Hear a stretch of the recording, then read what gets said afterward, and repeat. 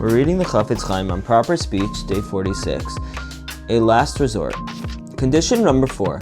If in addition to personal reproof, any other option exists that could preclude the necessity to speak negatively of someone, it must be pursued. Negative speech, even for a constructive purpose, is lowly if it can be avoided. In the same vein, when speaking negatively is necessary, one must carefully calculate just how much must be related in order to achieve the desired result.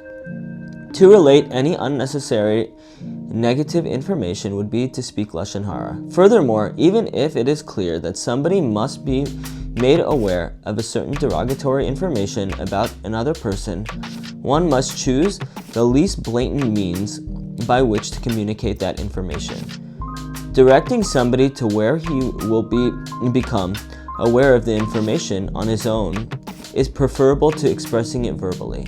In comparing two candidates for a position, stressing the strength of one another is often sufficient without actually articulating what others lack.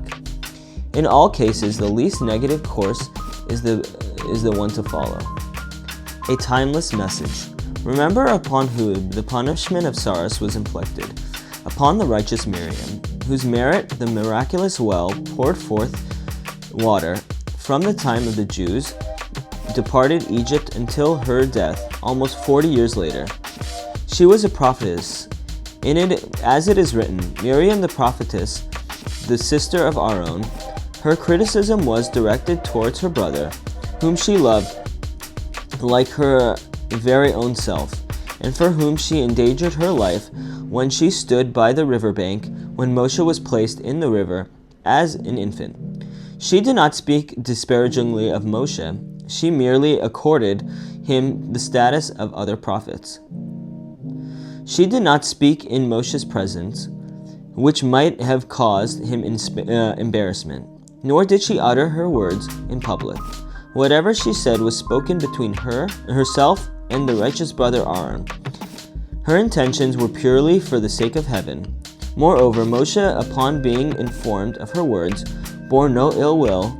As it is written, now the man Moshe was exceedingly humble. Despite all of the above, Miriam was still punished with Saras. Remember upon whom it was inflicted. The Torah relates the people did not journey until Miriam was cured and brought in the camps.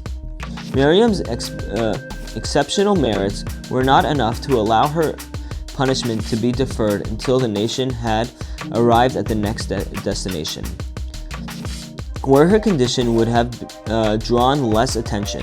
She was punished in that way, and her disgrace became known to all. Remember where the episode of Miriam's affliction occurred.